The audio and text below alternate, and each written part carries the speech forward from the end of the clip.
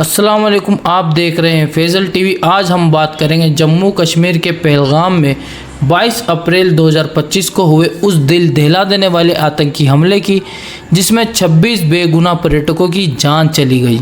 ये हमला ना सिर्फ इंसानियत पर हमला है, बल्कि हमारे देश की एकता और कश्मीर की शांति को चुनौती देता है। आइए इस घटना की पूरी सच्चाई और इसके बाद हुए घटनाक्रम को समझते हैं।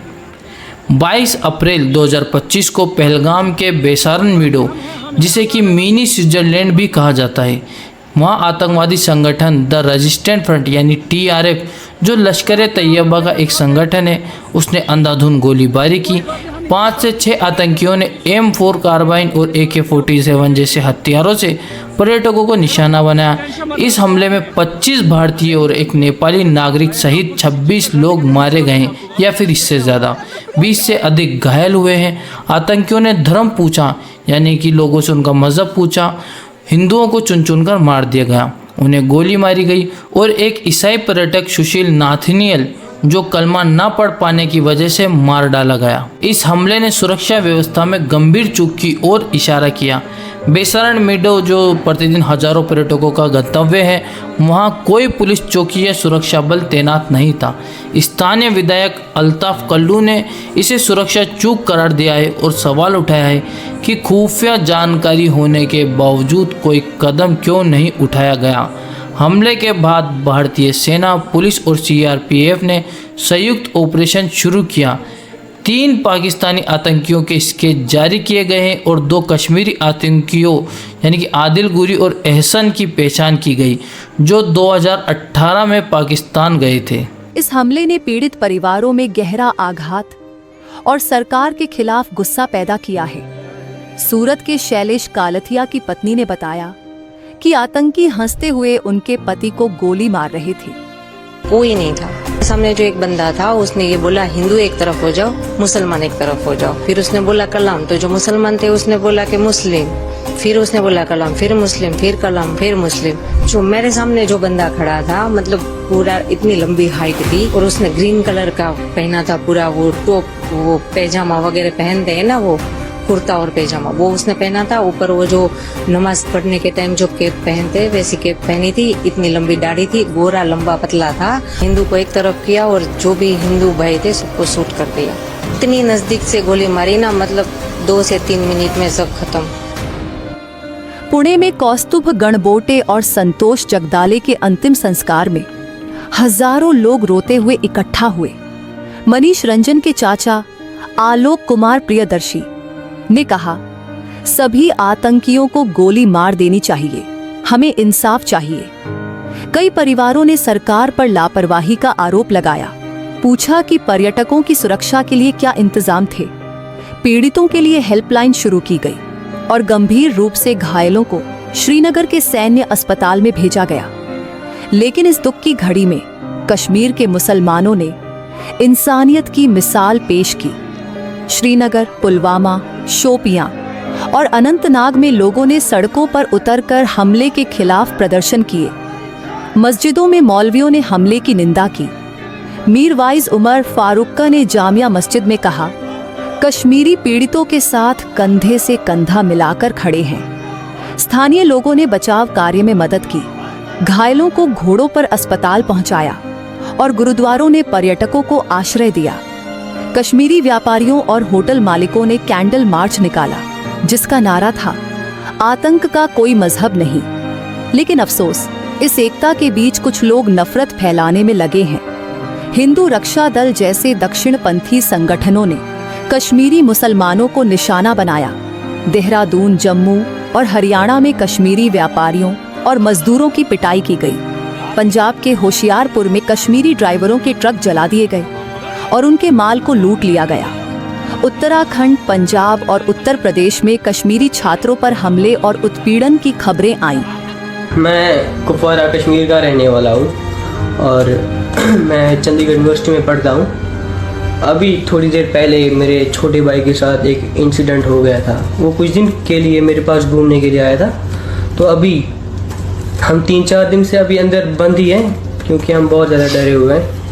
और वो 3-4 दिन बाद आज बाहर निकला था, क्योंकि हमें खाने के लिए कुछ नहीं था इधर, तो वो सब्ज़ी लेने के लिए गया था। अभी जब वो बाहर पहुंचा तो मार्केट की तरफ जा रहा था, रास्ते में ही था, तो 1-2 लड़के बोल रहा था कि मुझे फॉलो कर रहे थे, और वो एक छोटी सी गली है वहाँ से वो चल रहा था।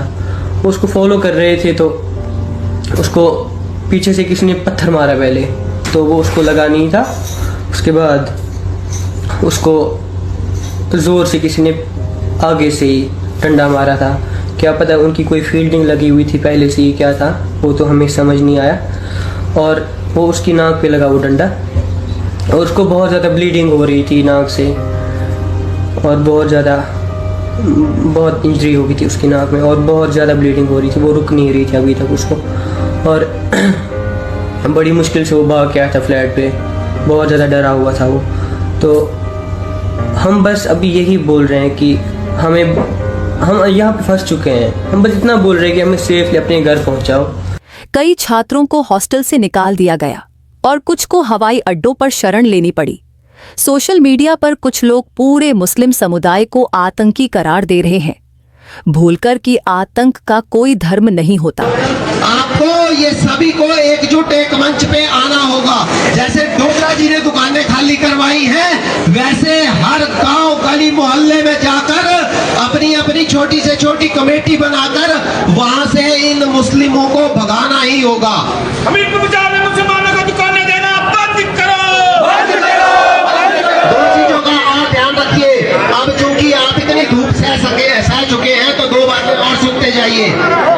ये जो भाईचारे की बात करते हैं ना, तो आप उनके लिए ना भाई हो, केवल और केवल चारा हो।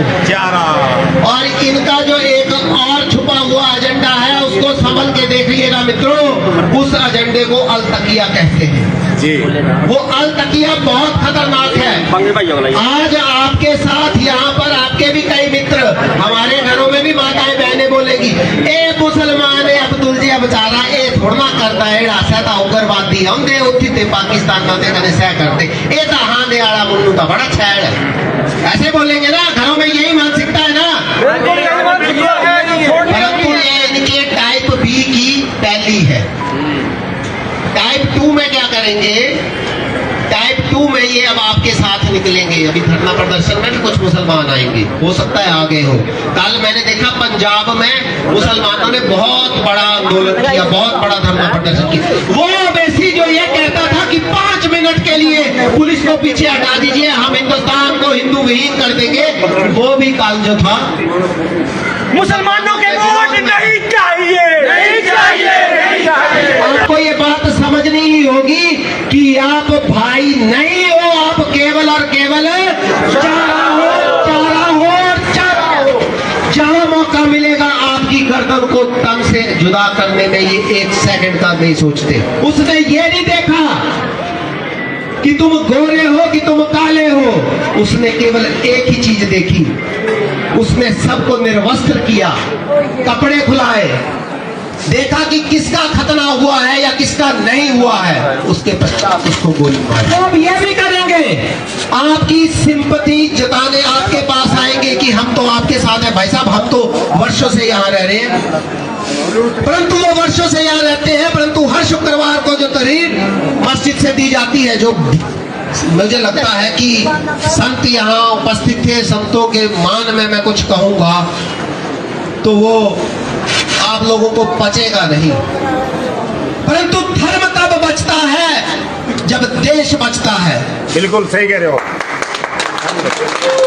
मंदिरों में पूजा तब होगी जब मंदिर बचेंगे, और संत भी तभी पूजे जाएंगे जब संत बचेंगे। जब ये मुसलमान संतों को नहीं छोड़ेंगे, माताओं को नहीं छोड़ेंगे, बहनों को नहीं छोड़ेंगे, हम सबको नहीं छोड़ेंगे, तो कैसा हिंदू धर्म बचेगा? सोचना पड़ेगा। ये वही लोग हैं जो दूसरों के दर्द पर चुप रहते हैं। याद कीजिए, जब 2019 में तबरेज अंसारी को भीड़ ने जय श्री राम के नारे लगवाकर मार डाला, पहलू खान, जुनैद और नासिक जैसे कई मॉब लिंचिंग के मामलों में मुसलमानों को निशाना बनाया गया। 2023 में पुलिसकर्मी चेतन सिंह ने ट्रेन में मुसलमानों को नाम पूछकर गोली मारी। इन घटनाओं को आतंकी हमला क्यों नहीं कहा गया? तब विरोध सिर्फ मुस्लिम समुदाय ने किया, बाकी क्यों खामोश रहे? आज जब कश्मीरी मुसलमान आतंक के खिलाफ आवाज उठा रहे हैं, तो उन्हें क्यों निशाना बनाया जा रहा है? हमले के बाद सरकार ने कड़े कदम उठाए, एनआईए ने जांच शुरू की और 4 आतंकियों के घर ढहाए गए। भारत ने पाकिस्तान के साथ इंडस वाटर ट्रीटी को निलंबित कर दिया, अटारी बॉर्डर बंद किया और पाकिस्तानी नागरिकों के वीजा रद्द किए। 24 अप्रैल को पीएम मोदी ने सर्वदलीय बैठक बुलाई, जिसमें सभी नेताओं ने हमले की निंदा की। लेकिन सवाल ये है, क्या ये कदम पर्यटकों की सुरक्षा सुनिश्चित कर पाएंगे? कश्मीर में शांति और पर्यटन को बढ़ावा देने के लिए और क्या करना होगा? फैजल टीवी की ओर से हम इस हमले में मारे गए सभी लोगों को श्रद्धांजलि अर्पित करते हैं और घायलों के जल्द स्वस्थ होने की कामना करते हैं। आज जरूरत है कि हम आतंकवाद और नफरत दोनों का विरोध करें। कश्मीर के मुसलमानों ने दिखाया है कि वो इंसानियत के साथ हैं। अब हमारी बारी है कि हम नफरत फैलाने वालों को जवाब दें। आइए, मजहब के आधार पर नहीं, बल्कि इंसानियत के आधार पर एकजुट हों। फैजल टीवी के साथ बने रहिए, इस वीडियो को शेयर करें और सच को हर किसी तक पहुंचाएं। अलविदा। मार्च किया है। हमारे यहाँ जमा होने का मकसद जो आज पहलगाम में टेरर अटैक हुआ है, हम पूरे पहलगाम की तरफ से इसकी पुरजोर मजम्मत करते हैं। जिसने भी ये बुज़दिलाना हमला किया है, हम पहलगाम के बाशिंदे, पहले हम हिंदुस्तान के बाशिंदे हैं, उसके बाद हम कश्मीरी है। हम उस की तरफ से, अपने पहलगाम के अवाम की तरफ से इस बुज़दिलाना हमले का पुरजोर मजम्मत करते हैं।